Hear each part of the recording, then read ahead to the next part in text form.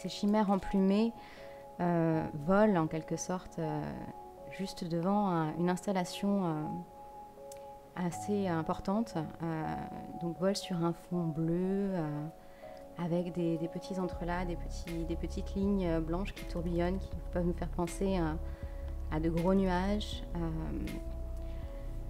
Est-ce que tu pourrais nous parler un petit peu plus de cette installation, de cette œuvre que tu as réalisée? Oui, alors cette installation s'appelle Le ciel est bas. Je l'ai réalisée en résidence à la Factorine, qui est un lieu artistique de Nancy. Pour moi, elle figure des nuages, mais j'aime penser que chaque personne peut y voir ce qu'elle veut. Ce qui m'importait réellement, c'était plutôt de représenter un mouvement, une circulation d'énergie au sens plutôt taoïste du terme.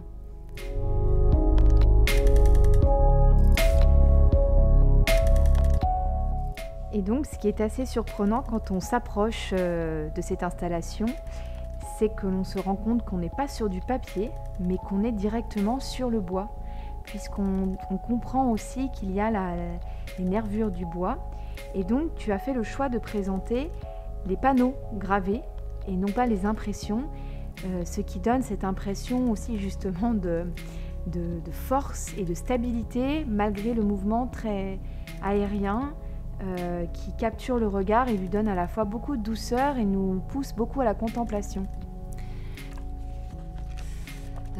Tout à fait. Pour moi, il était important pour cette œuvre de présenter directement les panneaux de bois, car c'était la première fois que je passais d'un travail sur le corps, qui figurait donc des corps dans une certaine sensualité, à un travail avec mon corps, dans un rapport direct avec la matrice.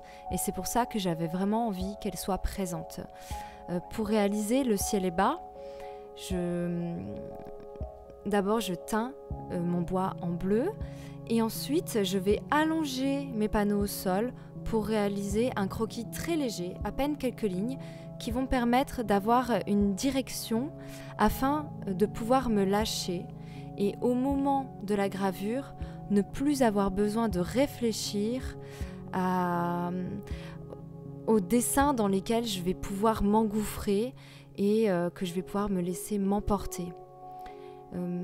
Ce travail est pour moi méditatif, c'est-à-dire que le geste que j'effectue avec la gouge est très répétitif, tel un mantra, et me permet d'arriver dans un état second et perdre la notion du temps et de l'espace dans lesquels se trouve mon corps, disparaître pour enfin exister.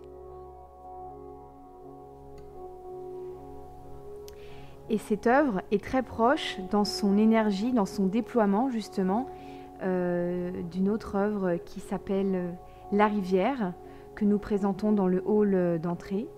Et peux-tu nous dire la différence et peut-être si elle est venue après ou conjointement, cette série?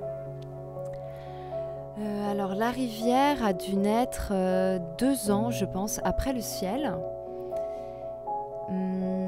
Dans Le ciel, il s'agit plutôt de figurer une circulation d'énergie, l'énergie de l'univers, tandis que dans La rivière, il s'agit d'un lâcher-prise, où je vais pouvoir me déposséder de mes propres, ou en tout cas exprimer mes émotions vraiment très spontanément.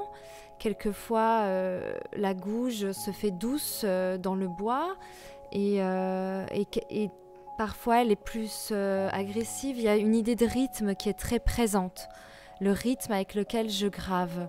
Et le corps est vraiment dans une chorégraphie avec le bois.